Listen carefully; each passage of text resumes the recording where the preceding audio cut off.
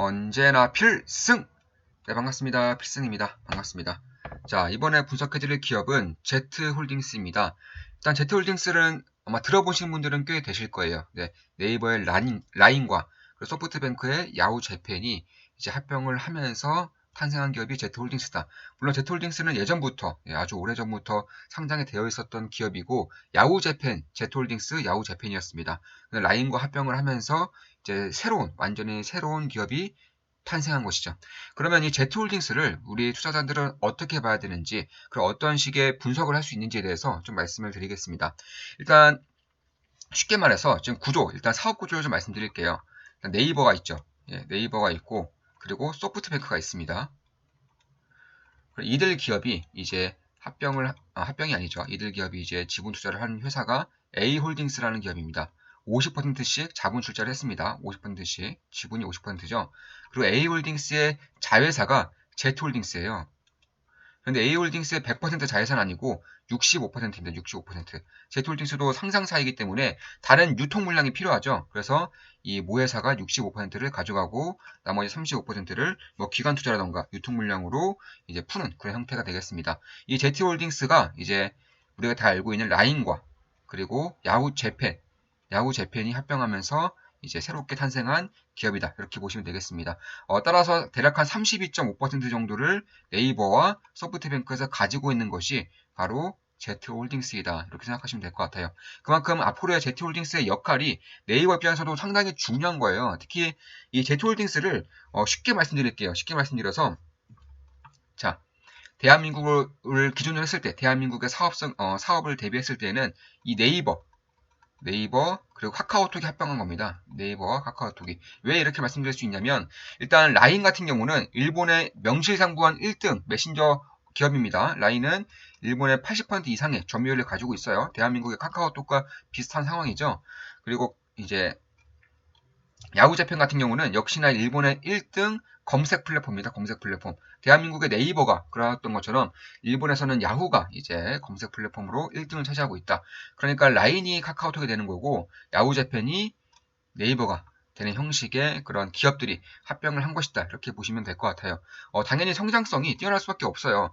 특히나 일본 같은 경우에는 이 대한민국보다 이런 온라인 플랫폼이 훨씬 더 낙후되어 있습니다. 상상 이상으로 낙후되어 있어요. 지금도 신용카드를 거의 사용하지 않는 그런 문화라던가 이런 것을 봤을 때에도 충분히 느낄 수가 있는 부분이죠. 당연히 오프라인 소매가 온라인 커머스보다 훨씬 더 발달이 되어 있고 여전히 온라인 쇼핑에 대한 침투율이 10%가 안 돼요. 대략 약 8.5%로 나오고 있는데 참고로 대한민국이 약 22%고요. 중국과 미국이 40%에 육박하고 있습니다. 그만큼 대한민국도 여전히 나아갈 길이 많지만 이 일본은 이제 막 시작하고 있는 단계예요. 미국과 중국만큼 가기에는 여전히 먼 길이 남아있는 것이고 대한민국만큼만 가더라도 엄청나게 큰 성장이 있을 수밖에 없다. 이렇게 보시면 될 것 같습니다. 특히 이런 것들을 한 번에 좀 직관적으로 알 수 있는 이슈가 있는데 제가 이제 실적을 좀 살펴보는데 굉장히 좀 성장의 그런 길을 봤었던 그런 실적 발표였었는데 이 야후재팬 있죠? 야후재팬이 한국의 네이버와 비슷합니다. 이 검색을 통한 광고 매출보다 2020년도 기준입니다. 광고 매출보다 온라인 커머스 매출이 더 크게 나왔어요. 물론 작년 같은 경우에는 코로나 사태로 인해서 이 광고 시장이 많이 죽었죠. 뭐 구글 같은 경우도 그렇고 페이스북도 어느 정도의 고전이 있었지만 야후재팬 같은 경우도 고전이 있었습니다. 이 광고 쪽에 고전이 있었음에도 불구하고 이커머스의 매출 성장률이 1년 만에 40%, 그 조조를 인수하면서 조조 인수치와 같이 대입을 해보면은 82%가 폭등했어요. 광고 매출이 줄었음에도 불구하고 이 온라인 커머스 매출이 82%가 폭등하면서 오히려 매출과 성장성이 15%가 나왔습니다. 작년에도 성장을 한 기업이에요. 올해 같은 경우는 라인과의 이런 합병을 통해서 이제 메신저를 통한 그런 그런 이제 시너지 효과를 훨씬 더 많이 낼 수 있다는 점, 뭐 핀테크도 그렇고요, 온라인 커머스도 그렇고, 특히 이제 광고도 마찬가지입니다. 이쪽에 대한 합병 시너지가 저는 앞으로 올해 연말로 갈수록 점차 커지지 않을까 이렇게 보고 있습니다. 참고로 라인 같은 경우는 일본의 8,600만 명의 이제 이용자 수를 이제 가지고 있고, 야후재팬 같은 경우도 5천만 명 이상의 이제 이용자 수를 가지고 있는 이제 압도적인 1등 기업들입니다. 뭐 그 외에도 라인 같은 경우는 사실 제트홀딩스가 이제 라인이 제트홀딩스가 들어간 거예요. 인수합병이 된 겁니다. 그래서 라인 같은 경우는 일본뿐만 아니라 태국에서도 70%의 그런 메신저 점유율을 가지고 있고요. 대략 한 4,900만 명의 태국 인구를 가지고 있고, 대만에서도 무려 90%의 점유율을 가지고 있습니다. 그만큼 라인은 일본뿐만 아니라 이제 태국과 뭐 대만, 다른 동남아시아 국가들에서도 꽤나 강력한 경쟁력을 가지고 있는 것을 맞아요. 이런 메신저를 통해서 핀테크와 이커머스에 아주 공격적으로 투자하겠다라고 밝히고 있는 것도 충분히 일리가 있다고 저는 보고 있습니다. 물론 제 모든 영상은 매수, 매도, 추천 리딩은 아닌 거 다들 알고 계시죠? 참고만 하시면 되겠습니다. 따라서 이 야후재팬과 그리고 라인이 이제 합병을 하면서 네이버와 카카오톡이 합병을 한 것과 비슷한 효과를 낼 수 있게끔 지금 사업 판도를 바꿔나가고 있다. 이렇게 보시면 될 것 같습니다. 특히 이 핀테크 부분이 이제 반드시 좀 짚고 넘어가야 되는 부분인데, 일단 핀테크에서 압도적인 1등은 페이페이예요. 페이페이입니다. 페이페이가 뭐냐면, 자, 야후재팬이 가지고 있습니다. 페이페이는 야후재팬이 운영하고 있는 것이고, 라인페이가 있고 라쿠텐페이가 있어요. 근데 이게 1등이었는데 라인페이가 가면 갈수록 점유율을 높여가고 있었습니다. 합병 전까지 말이죠. 이걸 어떻게 보면 알 수 있냐면, 중국도 마찬가지예요. 중국도 한때는 알리페이가 80% 이상의 점유율을 가지고 있었죠. 그런데 지금은 어떻죠? 지금은 60% 아래로 떨어졌습니다. 약 60%예요. 왜 떨어졌느냐? 이 텐센트의 위챗페이가 점유율을 10%대에서 30% 후반대까지 이제 늘렸기 때문에 그런 것인데, 그만큼 이 메신저를 갖고 있는 기업이 핀테크 부분에서 상당한 강점이 있을 수밖에 없어요. 접근성이 차원이 다르다 이렇게 보시면 될 것이기 때문에, 이런 부분에서도 라인페이가 굉장히 많이 따라오고 있었고, 페이페이도 마찬가지고 라인페이도 마찬가지고 엄청나게 많은 마케팅 비용을 쏟아붓고 있었습니다. 당연히 적자가 날 수밖에 없었겠죠. 근데 이번에 합병을 하면서 이쪽에 대한 출혈 경쟁을 이제 더 이상 하지 않아도 되게 되었어요. 그러니까 압도적인 1등 기업이 된 겁니다. 그런 부분을 봤을 때에도 사실 마케팅 홍보 비용만 줄이더라도 이미 라인 같은 경우는 적자 기업이었어요. 그래서 자, 합병이 슬슬 얘기 나오면서 합병이 확실하다면서 주가가 흘러내렸죠. 이게 왜냐면 라인이 적자였기 때문이에요. 이에 대한 실적 부담감이 있었기 때문에 이렇게 주가는 흘러내린 겁니다. 참고로 올해 3월달에 대한민국 투자자들이 가장 많이 투자한 기업은 애플도 아니고요, 테슬라도 아니고 팔란티오도 아닙니다. 바로 제트홀딩스예요. 제트홀딩스. 그러니까 합병 소식이 나면서 제트홀딩스에 가장 많은 비중을 담은 것이 이제 한국 투자자들이 가장 많이 산 외국 기업이 제트홀딩스다. 그런데 좀 의아할 거예요. 나도 그렇고 내 주변 사람도 그렇고 제트홀딩스에 투자한다는 사람 많이 못 봤는데, 아마 이 생각하실 겁니다. 조금 더 깊이 보면은 제트홀딩스의 개인 투자자들이 산 것이 아니라 대한민국의 기관 투자자들이 많이 남았습니다. 제가 봤을 때에는 대한민국의 기관 투자자들이 싹쓸이 한 것 같아요. 네, 그런 이제 물론 제가 따로 알아봤을 때도 그런 결과가 나왔었고, 사실 손쉽게 생각해봐도 이 개인 투자자들이 제트홀딩스에 관심을 갖는 경우는 많이 없어요. 일단 일본 기업이기 때문에 그런 것이고, 일본에 상장한 기업들 자체에 이제 투자를 많이 안 하는 경향이 있죠. 그럼에도 대한민국 투자자들의 가장 많은 이제 비중을 차지한 기업이 제트홀딩스라는 점은 그만큼 기관 투자자들이 이제 쓸어 담았다 이렇게 보시면 될 것 같아요. 이 라인에서 이제 다 쓸어 담은 것이고, 그러면서 3월 달에 이제 좀 충격적인 이슈가 좀 터졌죠. 이 라인이 가지고 있는 3천만 명의 이제 개인 정보가 노출이 되면서 이런 식으로 주가가 폭락을 했습니다. 이 과정에서 반드시 알아야 되는 것이, 3천만 명의 개인정보가 유출이 됐는데, 과연 이 점유율이, 그러니까 라인이 가지고 있었던 점유율이 뺏겼느냐, 아니면 그대로 유지됐느냐가 중요한 거예요. 결론부터 말씀드리겠습니다. 유지됐습니다. 전혀 바뀐 게 없어요.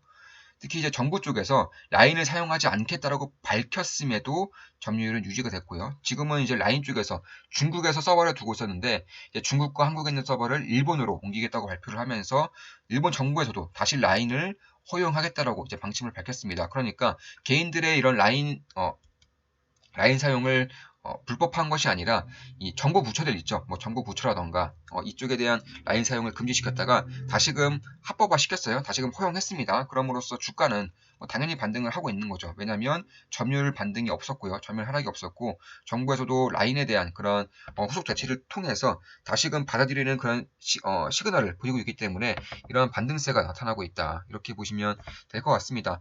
따라서 그런 것을 봤을 때에도 결국에는 이 핀테크도 압도적 1등이 되었습니다. 핀테크 압도적 1등, 메신저 1등이고요. 일본의 메신저 1등이고, 그리고 검색 플랫폼도 역시나 1등이고, 그리고 무엇보다 제가 더 주목하고 있는 부분이 이커머스예요. 이커머스.